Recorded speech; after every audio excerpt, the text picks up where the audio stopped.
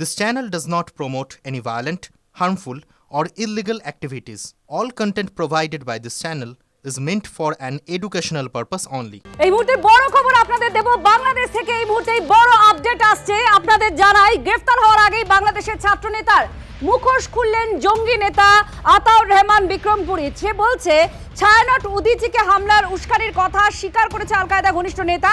ঘরে বাইরে প্রবল চাপের মুখে আতাউরকে গ্রেফতার করে ইউনুসের পুলিশ। সিজার মন্ডল আমাদের এই নিয়ে আরো জানাচ্ছেন। সিজার, এত একটা প্রকাশ্যে স্বীকারোক্তি যে এর সঙ্গে কারা কারা কিভাবে জড়িয়ে রয়েছে। একদমই, কারণ প্রথম থেকেই যেদিন ওসমান হাদির যে শেষকৃত্য, সেই শেষকৃত্যর সময় থেকেই বাংলাদেশ থেকে খবর আসছিল যে সেই শেষকৃত্যে উপস্থিত ছিলেন আতাউর রহমান বিক্রমপুরীর মতো আনসারুল্লাহ বাংলা টিমের অন্যতম শীর্ষ নেতা, যাকে 2020 সালে তৎকালীন হাসিনা সরকার গ্রেপ্তার করেছিল জঙ্গি কার্যকলাপের জন্য, এবং তার পাশে উপস্থিত ছিলেন জসিমউদ্দিন রহমানি, যাকে বলা হয় আনসারুল্লাহ বাংলা টিমের শীর্ষ নেতা খালি নয়, অন্যতম মাস্টার মাইন্ড।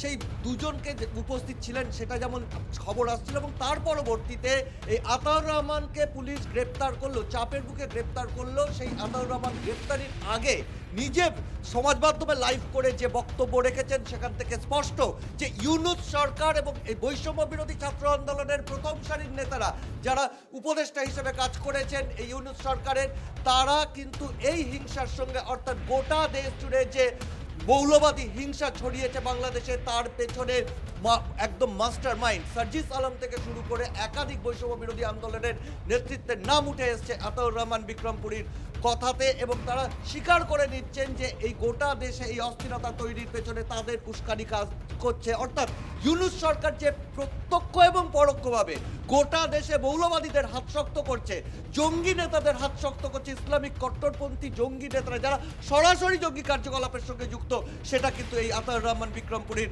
বক্তব্যে একদম স্পষ্ট। সিজার, এই মুহূর্তে আমরা ছবিটাও দেখাচ্ছি আমাদের স্ক্রিনে, একেবারে যে জঙ্গি নেতা স্বীকার করছে যে হাদির মৃত্যুর পেছনে এবং পুরো বাংলাদেশ যে বিক্ষিপ্ত হয়ে রয়েছে, এত অশান্তির পেছনে একটা পরিকল্পনা আছে এবং কার আছে সেটাও সে স্পষ্ট করছে। এই মুহূর্তে দেখতে পাচ্ছেন আতাউর রহমান বিক্রমপুরী সেই জঙ্গি নেতা, তার এবং জসিমউদ্দিন রহমানি এবিটি নেতা, এই দুই নেতা একসঙ্গে ওসমান হাদির যখন সৎকার হচ্ছে শেষকৃত্যের সময়, সেই পর্বে তারা একসঙ্গে আছেন এবং সোশ্যাল মিডিয়ায় এই সমস্ত স্বীকারোক্তি, অর্থাৎ কারা প্ল্যান করে কি কি করেছে, পুরোটাই পরিষ্কার তারা বলছেন। প্রেমের টানে অনুপ্রবেশ, গ্রেফতার বাংলাদেশি যুবক। বসিরহাটে সন্দেহজনকভাবে ঘোরাঘুরি করতে দেখা যায় ওই যুবককে। স্থানীয়রা তাদের তৎপরতাতেই ধৃত এই বাংলাদেশি। ধৃত রায়হান কবিরের বাড়ি বাংলাদেশের সিরাজগঞ্জে। সোশ্যাল মিডিয়ায় ভারতীয় তরুণীর সঙ্গে তার পরিচয় হয়। তরুণীর সঙ্গে দেখা করতে অবৈধভাবে ভারতে আসে ওই বাংলাদেশি যুবক। এরপরেই সে এলাকাতে ঘোরাঘুরি করতে থাকে। স্থানীয় বাসিন্দাদের তাকে দেখে সন্দেহ হওয়াতেই পুলিশে খবর দেওয়া হয়। এরপরেই তাকে আটক করা হয় বলে জানা যাচ্ছে। আরও একবার জানাই আপনাদেরকে, প্রেমের টানে অনুপ্রবেশ, গ্রেফতার বাংলাদেশি যুবক। বসিরহাটে সন্দেহজনকভাবে ঘোরাঘুরি করতে দেখা যায় এক যুবককে। স্থানীয় বাসিন্দারা তারা খবর দেয় পুলিশে এবং তাদেরই তৎপরতায় ধৃত এই বাংলাদেশি। ধৃতের নাম রায়হান কবির, বাড়ি বাংলাদেশের সিরাজগঞ্জে। যেমনটা এখনো পর্যন্ত জানা যাচ্ছে, সোশ্যাল মিডিয়ায় ভারতীয় তরুণীর সঙ্গে পরিচয় হয় এই বাংলাদেশির, তারপরেই সে এই দেশে চলে আসে বলে জানা। নজর রাখবো হায়দ্রাবাদের দিকে। হায়দ্রাবাদের রাস্তায় বার্নিং কার। মালকানগিরি জেলার একটি পেট্রোল পাম্পে ঢুকলো জ্বলন্ত একটি গাড়ি। আতঙ্কে হুড়োহুড়ি পেট্রোল পাম্প থেকে দৌড়ে পালিয়ে যান কর্মীরা। পেট্রোল পাম্পের কাছেই রাস্তায় দাউ দাউ করে জ্বলছিল গাড়িটি। হঠাৎই চলতে শুরু করে গাড়িটি, ঢুকে পড়ে পেট্রোল পাম্পে। দেখতে পাচ্ছেন সেই ছবি আপনাদেরকে দেখাচ্ছি। হায়দ্রাবাদের রাস্তায় বার্নিং কার। মালকানগিরি জেলার একটি পেট্রোল পাম্পে ঢুকলো জ্বলন্ত গাড়ি। আতঙ্কে হুড়োহুড়ি পেট্রোল পাম্প থেকে দৌড়ে পালিয়ে যান কর্মীরা। পেট্রোল পাম্পের কাছেই রাস্তায় দাউ দাউ করে চলছিল গাড়িটি। হঠাৎই চলতে শুরু করে গাড়িটি, ঢুকে পড়ে পেট্রোল পাম্পে।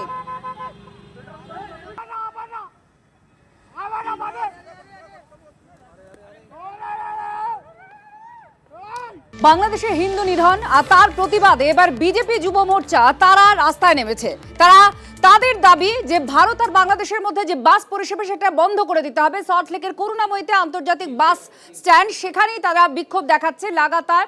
আর একই সঙ্গে যে আপনারা যে ছবিগুলো দেখতে পাচ্ছেন, বাসের চাকা সেটা হাওয়া খুলে দেওয়া হচ্ছে, বন্ধ করে দেওয়া হচ্ছে এবং তাদের মূলত দাবি যে বাস পরিষেবা সেটা বন্ধ করে দিতে হবে।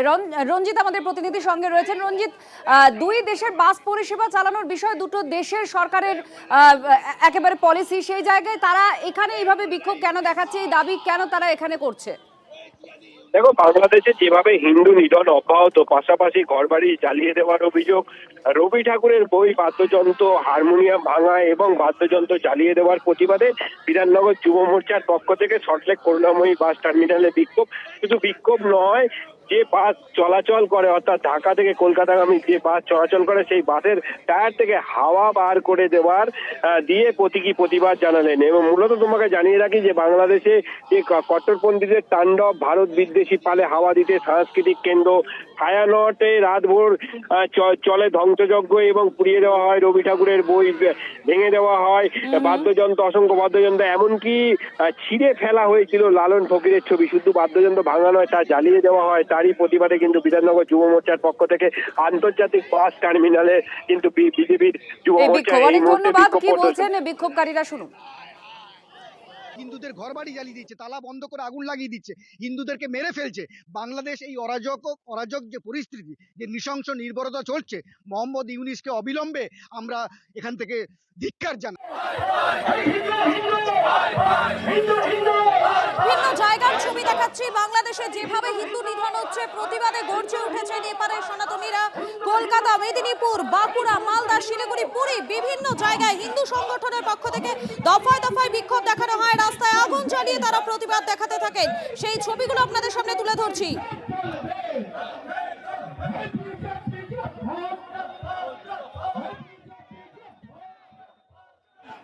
চার জায়গার ছবি দেখতে পাচ্ছেন। বিভিন্ন জায়গায় হিন্দু সংগঠনের পক্ষ থেকে প্রতিবাদ দেখানো হচ্ছে, বিক্ষোভ দেখানো হচ্ছে। যেভাবে ওপারে অর্থাৎ বাংলাদেশে হিন্দু নির্যাতন হচ্ছে, তারই প্রতিবাদে গর্জন। কলকাতা থেকে শুরু করে রাজ্যের বিভিন্ন প্রান্ত, এমনকি পুরীতে, সেখানেও বিক্ষোভ দেখাচ্ছেন যারা সনাতনী হিন্দুরা রয়েছেন তারা।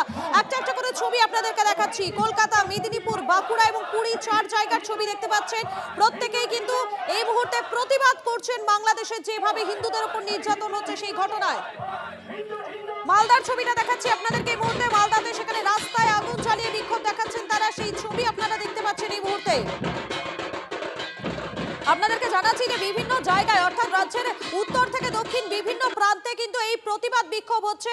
একটা একটা করে ছবি দেখাচ্ছি। আর মেদিনীপুরের ছবিটা আপনারা দেখতে পাচ্ছেন এই মুহূর্তে। সেখানেও সনাতনী হিন্দুরা তারা একেবারে বড় ফ্লেক্স নিয়ে তারা এই মুহূর্তে মিছিল করছেন। যেভাবে বাংলাদেশে হিন্দুদের উপর অত্যাচার হচ্ছে তারই প্রতিবাদে আজকের এই বিক্ষোভ। মেদিনীপুরের ছবি দেখাচ্ছি আপনাদেরকে। আর এবারে বাঁকুড়ার ছবিটাও আপনাদেরকে দেখাবো। বাঁকুড়াতে সেখানেও কিন্তু প্রতিবাদ মিছিল জারি রয়েছে। দেখতেই পাচ্ছেন সেখানে বিজেপি বিধায়ক তিনি রয়েছেন নেতৃত্বে, তার নেতৃত্বেই কিন্তু প্রতিবাদে নেমেছেন হিন্দু সংগঠনগুলো। যেভাবে বাংলাদেশে হিন্দুদের উপর নিপীড়ন হচ্ছে, যেভাবে দীপচন্দ্র দাস খুনের ঘটনা, তারপরে অমৃত মণ্ডলের খুনের ঘটনা, সেই ঘটনায় গর্জে উঠেছে এই পারও।